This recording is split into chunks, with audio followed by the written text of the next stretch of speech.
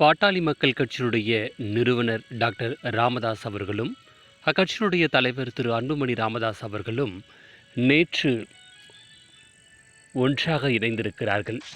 கடந்த 18 மாதங்களாக முரண்பாடுகளுடன் இரண்டாக பிரிந்திருந்தவர்கள் தற்பொழுது ஒருங்கிணைந்திருக்கிறார்கள். ஆனால் இதை மிக பெரிய செய்தியாக ஊடகங்கள் வெளியிட தயங்குகிறது. ஆனால் இதே ஊடகங்கள் டாக்டர் ராமதாஸ் அவரும் டாக்டர் அன்புமணி அவர்களும் பிளவுபட்ட காட்சிகளை பிரேக்கிங் நியூஸாக பக்கம் பக்கமாக எழுதினார்கள், காட்சிகளாக ஒளிப்பதிவு செய்தார்கள். ஆனால் இணைப்பை வெளியிட மறுப்பதின் காரணம் என்ன? பொதுவாகவே தமிழக அரசியலில் பாட்டாளி மக்கள் கட்சியின் மீது ஊடக வெளிச்சங்கள் எப்பொழுதும் அதிகமாக இருந்ததே கிடையாது. சமீபத்தில் இந்த இணையதளம், இன்ஸ்டா, ஃபேஸ்புக், யூடியூப் மூலமாகத்தான் அந்த கட்சி ஓரளவிற்கு மக்களுக்கிடையே கனெக்ட் ஆகிறது. ஆனால் தமிழக பத்திரிகைகளும் தொலைக்காட்சிகளும் பாட்டாளி மக்கள் கட்சியின் மீது எப்பொழுதுமே அதனுடைய செய்திகளை வெளியிடுவதிலும் அவர்களை பிரபலப்படுத்துவதிலும் அவர்களை செய்தியாக மாற்றுவதிலும் தயக்கம் காட்டுகிறது. அவர்களை செய்தியாக காட்டக்கூடிய தருணம் ஒன்று தேர்தலுக்கு முன் கூட்டணி விஷயங்களில் மட்டுமே. ஆனால் நேற்று இருவரும் ஒருங்கிணைந்த செய்தியை மிக பெரிதாக எந்த ஊடகங்களும் காட்டவில்லை என்பதுதான் இந்த ஊடகங்கள் கருப்பு ஊடகங்கள் என்பது நமக்கு தெளிவுபடுத்துகிறது.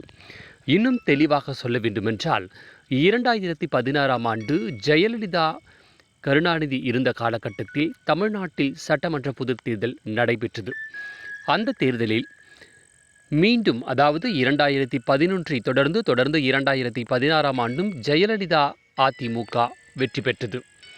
மிகப்பெரிய அசுர பலத்துடன் எதிர்க்கட்சியாக ஆட்சியில் அமர்ந்திருந்தது திமுக தான் ஆட்சியை பிடிக்கும் என்ற சூழ்நிலை இருந்த தருணத்தில் ஜெயலலிதா மிகப்பெரிய கூட்டணி வைக்காவிட்டாலும் சுமார் 130க்கும் மேற்பட்ட தொகுதிகளை கைப்பற்றி ஆட்சியை தக்க வைத்துக் கொண்டார்.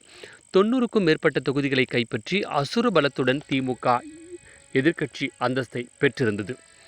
இந்த தருணத்தில் விஜயகாந்த் தலைமையில் வைகோவினுடைய மதிமுக, திருமாவளவனுடைய விடுதலை சிறுத்தைகள் கட்சி, ஜி.கே. வாசனின் தமிழ் மாநில காங்கிரஸ், மார்க்சிஸ்ட் கம்யூனிஸ்ட் போன்ற கட்சிகள் ஒருங்கிணைந்து மக்கள் கூட்டணி இயக்கம், மக்கள் நல கூட்டணி என்ற பெயரில் தேர்தலை சந்தித்தது. இதே தருணத்தில் 2016ஆம் ஆண்டு தமிழ்நாட்டில் மாற்றம், முன்னேற்றம், அன்புமணி என்ற பெயரில் பாமக 234 தொகுதிகளிலும் தனித்து போட்டியிட்டது. பாமக 5.5% வாக்குகளை கைப்பற்றியிருந்தது. அதே சதவீத வாக்குகளைத்தான் மக்கள் நல கூட்டணியும் கைப்பற்றியிருந்தது. தேர்தல் முடிவுகள் திமுகவிற்கு மிகப்பெரிய அதிர்ச்சியை ஏற்படுத்தியது. ஏனென்றால் திமுக, அதிமுக என மாறி மாறி ஆட்சி அமைக்கக்கூடிய சூழ்நிலையில் இரண்டாவது முறையாக அதிமுக எம்ஜிஆர் போல ஜெயலலிதாவும் ஆட்சியை அமைத்து விட்டாரே என்று திமுக கதி கலங்கியது.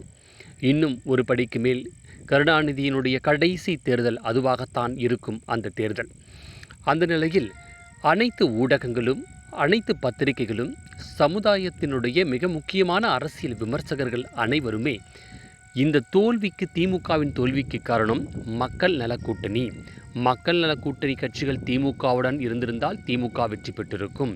அதிமுகவினுடைய எதிர்ப்பு வாக்குகள் திமுகவிற்கு செல்லாமல் அந்த 5.5% வாக்குகளை மக்கள் நல கூட்டணி தடுத்து விட்டது என்று ஒரு 5-6 கட்சிகள் இணைந்த மக்கள் நல கூட்டணி தான் காரணம். மீண்டும் அதிமுக ஆட்சி அமைத்ததற்கும் மீண்டும் திமுக ஆட்சி அமைக்காததற்கும் மக்கள் நல கூட்டணி தான் என்று சொல்ல ஆரம்பித்தார்கள்.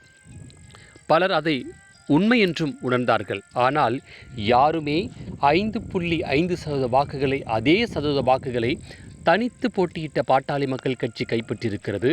ஒருவேளை திமுக கூட்டணியில் பாமக இடம்பெற்றிருந்தால் நிச்சயம் திமுக வெற்றி பெற்றிருக்கும் என்று யாருமே சொல்ல முன்வரவில்லை. அதற்கான காரணம் அந்த கிரெடிட் கூட பாமகவிற்கு செல்லக்கூடாது என்பதில் தமிழக ஊடகங்களும், தமிழகத்தினுடைய பத்திரிகைகளும், தமிழ்நாட்டில் அரசியல் விமர்சகர்களும் சரியான கவனத்துடன் இருக்கிறார்கள். இன்னும் நீங்கள் தெளிவாக சொல்ல வேண்டுமென்றால், ஜனநாயக நாட்டில் 2019ஆம் ஆண்டு 1000 விமர்சனங்கள் செய்த அதிமுகவுடன் பாமக கூட்டணி வைத்தது. 2019 நாடாளுமன்ற தேர்தலில் ட்ரோல் செய்யப்பட்டது பாமக. அணிக்கு அணி மாறுபவர்கள் என்று ட்ரோல் செய்யப்பட்டது. கடுமையான விமர்சனத்துக்கு உள்ளாக்கப்பட்டது. விவாதங்களிலெல்லாம் பறந்தது.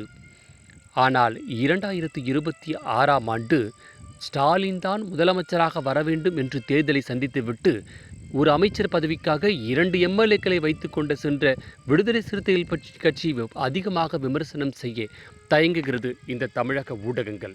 எனவே தமிழ்நாட்டு ஊடகங்கள் எப்பொழுதும் பாட்டாளி மக்கள் கட்சியின் மீது ஒலி பாய்ச்ச தயங்குகிறது. அதற்கான காரணம் தமிழக ஊடகங்களுக்குத்தான் தெரியும். ஒலி பாய்ச்சினால் வளர்ந்து விடுமோ என்ற பயமோ அல்லது எதற்கு ஒலி பாய்ச்ச வேண்டும் என்ற எண்ணமா என்பது தெரியவில்லை. 1000 இருந்தாலும் தமிழ்நாட்டில் ஒரு 5-6% வாக்குகளை கொண்ட ஒரு கட்சி, அதுவும் வட மாவட்டங்களில் ஒவ்வொரு தொகுதியிலும் 20-30% வாக்குகளை வைத்திருக்கின்ற ஒரு கட்சியின் மீது அவர்களுடைய செய்தியை ஒளிபரப்புவதிலும் அவர்களுக்கு முக்கியத்துவம் கொடுப்பதிலும் சுணக்கம் காட்டுகிறது தமிழக ஊடகங்கள். பாட்டாளி மக்கள் கட்சியை பொறுத்தவரை தமிழக ஊடகங்கள் கருப்பு ஊடகங்களாகத்தான் காட்சியளிக்கிறது. ஏனென்றால் ஊடகங்களை நம்பாமல் தன்னுடைய வாக்காளர்களையும் தன்னுடைய தொண்டர்களையும் தொடர்ந்து தக்க வைத்து கொண்டிருக்கிறது அந்த கட்சி. எனவே பாமகவையும் வட மாவட்ட மக்களை பொறுத்தவரை தமிழக ஊடகங்கள் கருப்பு ஊடகங்கள் என்பது எப்பொழுதும் உறுதியானது.